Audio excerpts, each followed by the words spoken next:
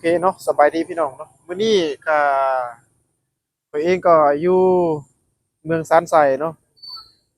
อันนี้ก็เป็นเมืองซานไสเทศบาลของเมืองซานไสเนาะนี่อันนี้จะเป็นตลาดน่ะจะเป็นตลาดของเมืองซานไสเดี๋ยวนี้ก็มาฮอดนี่เนาะฮอดตองปืนใหญ่เนาะพี่น้องเนาะนี่ดุนๆก็ได้มาเทื่อนึงอันนี้จะเป็นตองปืนใหญ่ลูกกระสุนใหญ่มากเนาะเนี่ยโอ้โห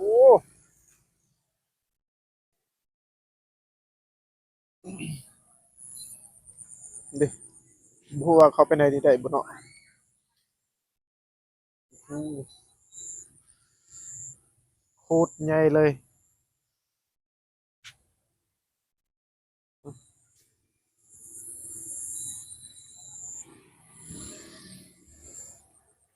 อืม ดู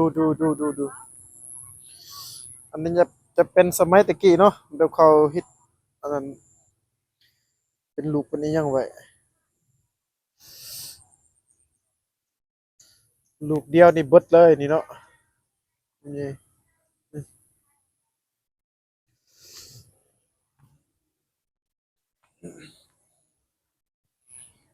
โอ้โหนี่ทางหลังเนาะโอ้ปูดใหญ่เลย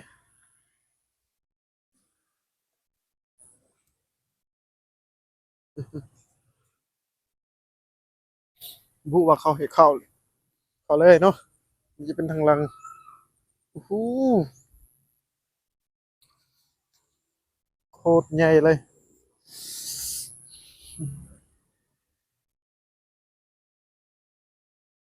อืม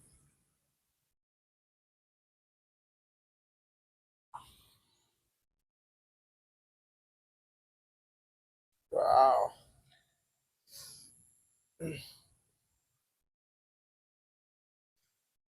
ใหญ่อำลามเลยใหญ่ยาวพร้อมเนาะ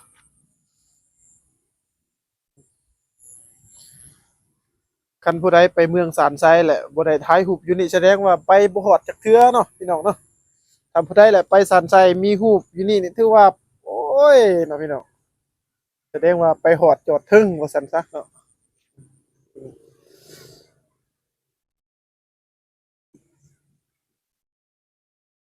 บึกอันนี้น่าจะเป็นต้องปืนเก่าเนาะกระสุนเก่ามันแตกแล้วอันนี้เนาะเขาฮิตอันนี้จะเป็นภาพจำลองสมัยตะกี้คือซิมีแถะแบบนี้เนาะอันนี้เป็นภาพจำลองซื่อ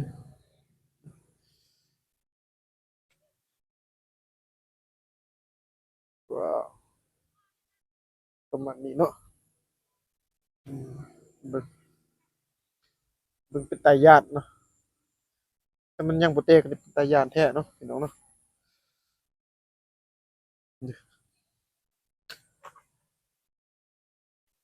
ยิงบาดเดียวนี่ต้มโอ้โถ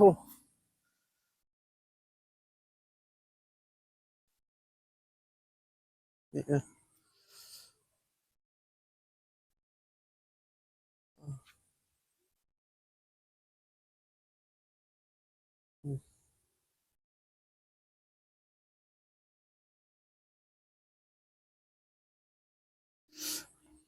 บกล้าขึ้นไปอยู่เถิงต้องบกล้าขึ้นเนาะญาติสิได้ทายแต่สำนีเนาะพี่น้องเนาะ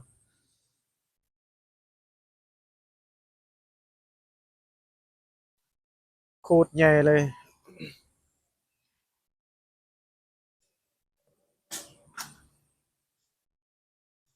บ่ฮู้ว่าทางนั้นขึ้นถ้าว่าคิดว่าขึ้นได้เนาะแต่ว่าข้อยก็บ่กล้าขึ้นซื่อๆเนาะนี่อันนี้จะทางขึ้นทางลงเขาเฮ็ดทางขึ้นทางลงอ้อมเลยเนาะพี่น้องเนาะ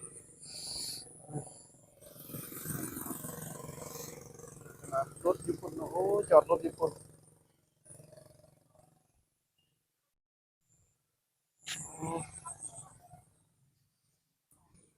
ขนาดเลย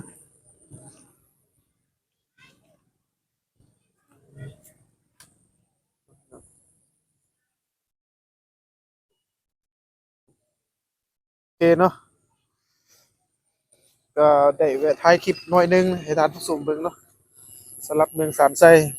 ว่าบ่ค่อยมีเวลาหลายเนาะสิถ่ายเนาะเดี๋ยวนี้ก็เลยกำลังก็สิออกเมื่อแหละเนาะ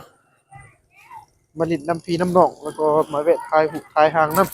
ำสำหรับเพจเมืองสานไซ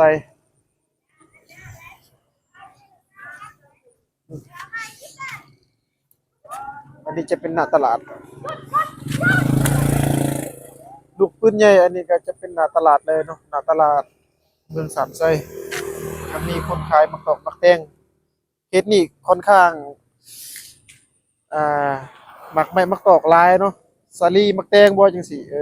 หลายเนาะบ่คือทางบ้านเฮาเนาะสำนี้เนาะพี่น้องเนาะ